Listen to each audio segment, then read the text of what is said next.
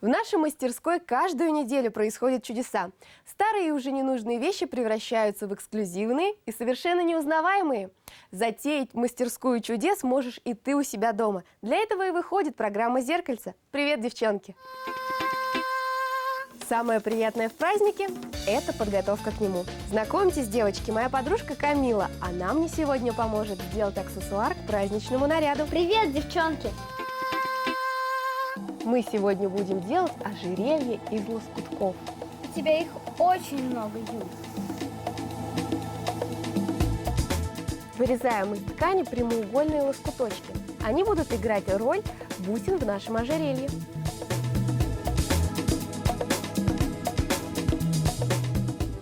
Начинаем резать.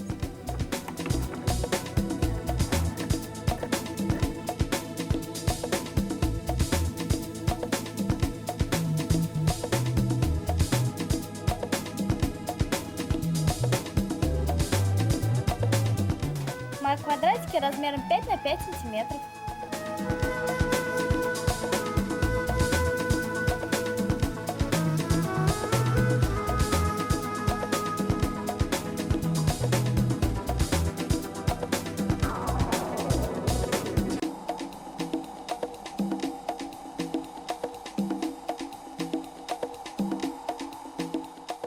Вот такие прямоугольнички у нас получаются.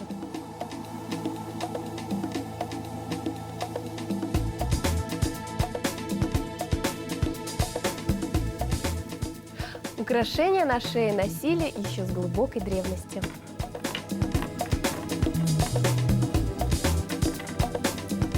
В России они появились 1000 лет назад. Тогда ими украшали себя только самые знатные и богатые люди. В XIII веке они стали доступнее, и их носили уже не только князья и княгини. Золотое ожерелье из цепей с камнями тогда называли окладень или перевязь. Ленту из цепей, плотно сидящих на шее, склаваж, колье из жемчуга – баедера. А совсем недавно в этой мастерской мы делали бип-колье, колье-нагрудник. Несколько веков тому назад это украшение было уже известно как пластрон. В вашем ожерелье может стать любая старая вещь. Кофточка, шторка и еще море вещей из вашего шкафа. Сегодня материалом для украшения может стать все, что угодно. А вот несколько веков назад не последнюю роль в этом играл этикет.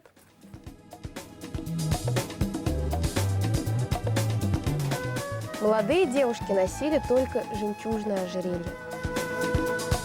Дамы постарше должны были украшать себя ажурными колье из драгоценных металлов, и только женщины почтенного возраста могли позволить себе бриллиантовое ожерелье. Пора превращать наши лоскутки в бусины. Для этого нам понадобятся нитки и иголка.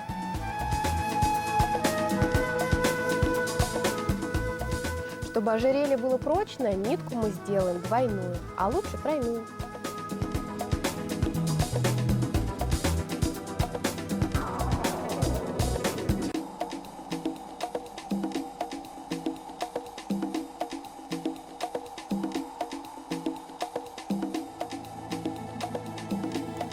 Теперь осталось насадить наши квадратики на заготовленную заранее нитку. Складываем его в 2 раза. И то же самое проделываем со всеми нашими лоскуточками.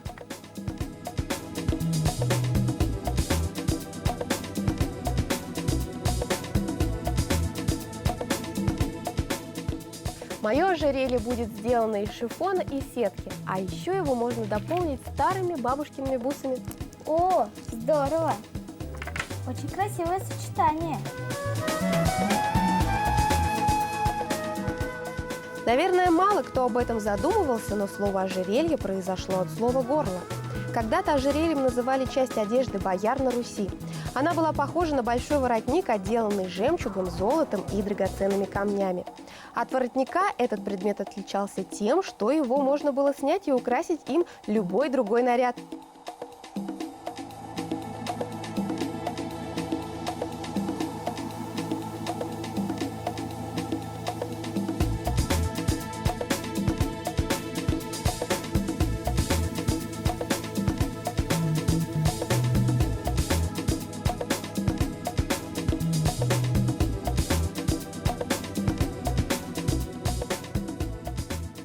А еще в 3 часах от Москвы есть город под названием Ожерелье.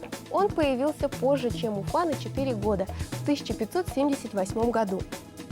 Судя по карте, свое название он получил за свою необычную форму.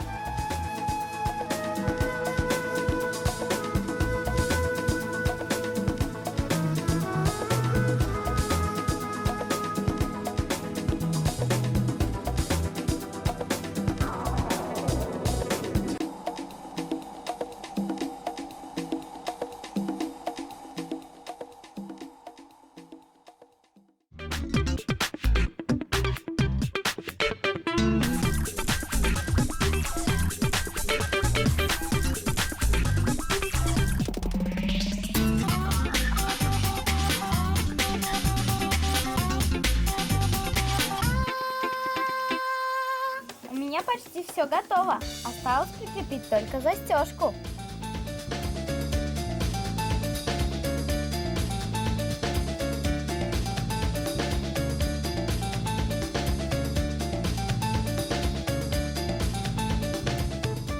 И мое ожерелье готово. Можно примерять? Ну как тебе? Мне очень нравится. Мне тоже. Итак, сегодня из обычных лоскутков мы сделали вот такое вот ожерелье. Мы нарезали лоскутки.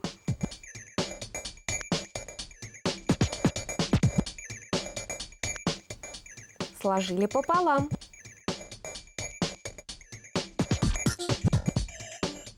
И насадили на шнурок.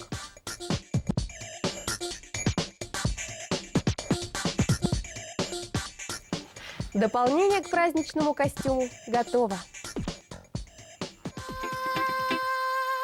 В нашей мастерской я всегда убеждаюсь, что ненужных вещей не бывает.